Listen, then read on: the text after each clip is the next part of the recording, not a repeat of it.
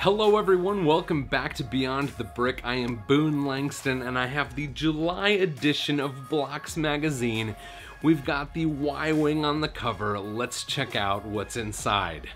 So here on the cover of Blocks magazine July, we've got the UCS Y-Wing. I've built this. This is awesome. We'll take a look at this inside the magazine, but what I want to focus on here is this picture of the very first Technic supercar.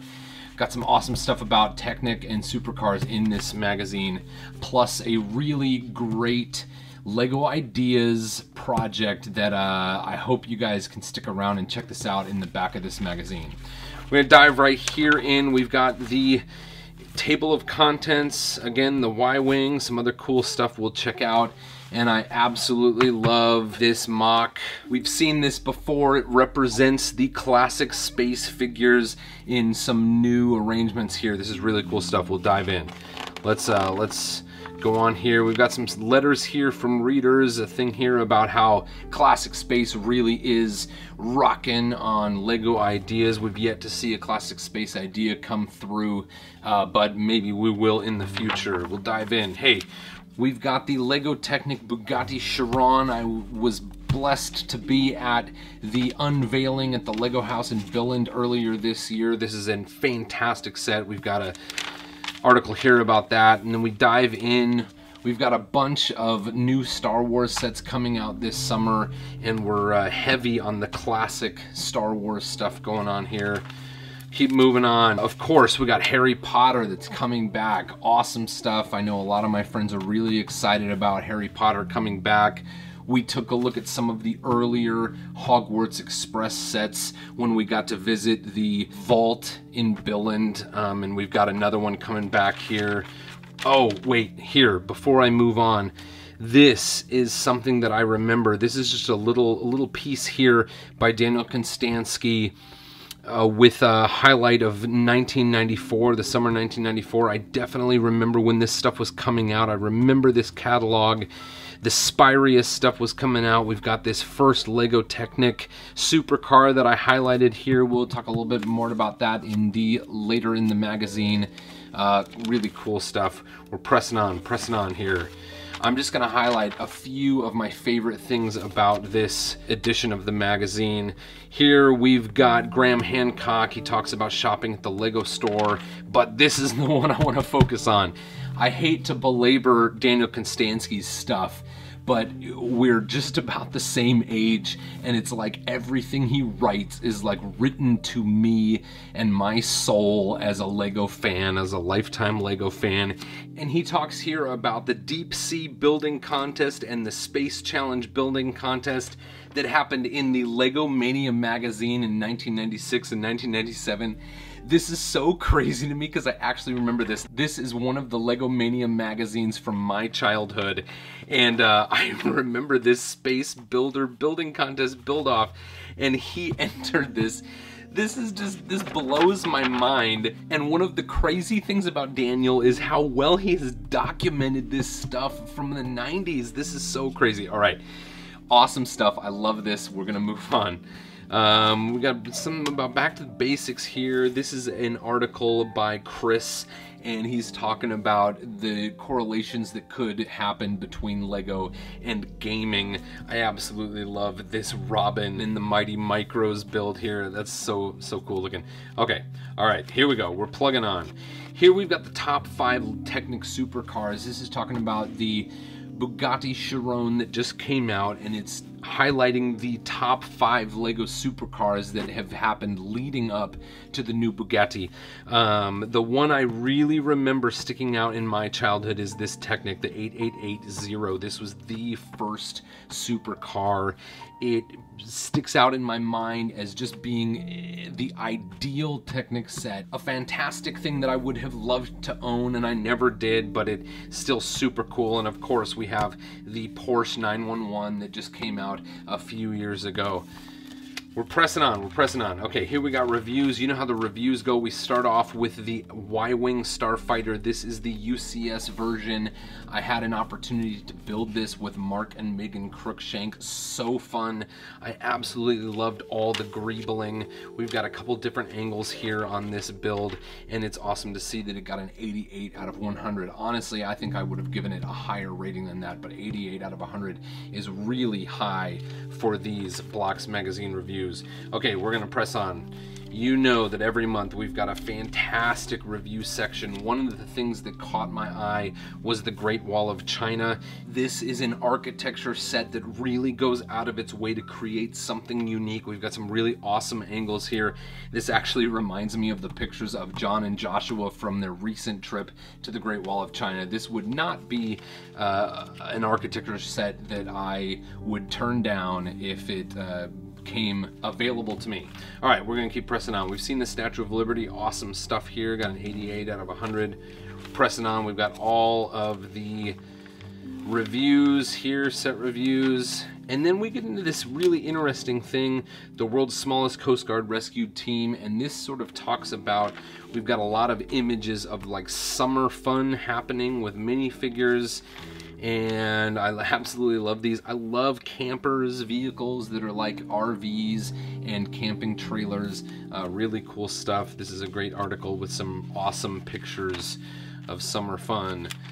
Move on. Here is the article that I was talking about a little bit earlier, that the history of Technic, but the focus here is this early supercar. And the one thing that I want to point out about this that blows me away is that back here in the mid-90s, there were no Technic beams. Technic bricks were used in every case where we would now see a Technic beam. And there's something that I think is just so classic and cool looking about this arrangement of bricks that we just don't see anymore. Don't get me wrong, I love the supercars that are coming out today, but this really takes me back to a time when I saw this in catalogs as a young person. We got a few pictures here of early Technic sets, some cool stuff going on. Definitely an article worth a read, and we get into some of the more recent Technic builds here. Moving on. Okay, here we've got an article about setting and your Lego photography, and they've done some really cool stuff with just a really simple Lego space sci-fi backdrop build here. It's got a removable side and a removable top, and they've done a lot of really interesting things with just this one piece of set work here. Different lighting, different backdrops, and we've seen completely different photographs recreated. We're gonna keep plugging away here. I want to get to this interesting thing. I loved Pirates when I was a kid. My favorite set growing up, and probably my favorite set of all time, if you've been watching long, you've heard me say it, is the Black Seas Barracuda. I have it. This is it right here. I got this for Christmas in 1990. Favorite set of all time. Okay, I digress. But Blocks Magazine has done some really cool stuff with this family tree. We see a lot of the stuff moving through here with Lego Pirates. And of course, as I predicted in last month's magazine, we have completed the Lego family tree for Space, Castle, and Pirates. Really awesome stuff that Blocks is documenting this history of Lego. I absolutely love it. I know that this is kind of Daniel Konstanski's pet project here, and it really hits home with me because we were growing up with Lego around the same time. Okay, now this is the page I really want to focus on. This is my friend Holly's Pink Palace apartment complex from Coraline, the Leica movie that was produced right here in Portland, Oregon. And she has entered this as a set on Lego Ideas, and please, I encourage you to go check out this set. We're gonna highlight the link to the Lego Ideas project right here. This thing is beautiful. I remember running into Holly at one of our local stores when she was picking the bricks for this house, and she showed it here in Portland at Bricks Cascade for the first time back in March. This thing is amazing, and it's really getting some action. I think a week ago it had about 1,500 supporters on Lego Ideas, and I just checked yesterday and it's got over 2,500 supporters on Lego Ideas. Please go check this out. This thing is awesome. We're gonna see some traditional stop motion animation represented in LEGO Ideas set here. This is the studio that brought you Paranorman, Kubo and the Two Strings, The Corpse Bride. It even has its roots in the Will Vinton Studios that goes all the way back to the 80s with the California Raisins. This is cool stuff. This is a groundbreaking set, and I hope you support on LEGO Ideas. All right, here we go. We're moving on. We're moving on. Here we've got a Brick Alley with a focus on a lug from Northeast England and an event that they host every year. And then we've got the Blocks team building the Ninjago Jungle Bridge. And of course, as is customary in Blocks magazine, we've got some instructions here and a highlight of how they built this bridge. And then we get on to some more information about some MOCs here. We're gonna press on, we got more instructions. And then mock Q&A, Disney on Ice. I love this one. There's little Disney characters scattered throughout, and this is like a big arena here. We got Blocks MOCs. I love the MOCs every month. My favorite this month is probably Boba Fett. My favorite character from Star Wars is a really cool take on Boba Fett sort of jetting off with his rocket pack. And then this is really cool, the MAK Fireball. A thing here that shows you exactly how to build this little guy, and probably my favorite thing about this build are these droid arms that are housed inside the little piece of flexible tubing. This is a really cool looking little deal, and you can build stuff like this every month if you subscribe to Blocks magazine.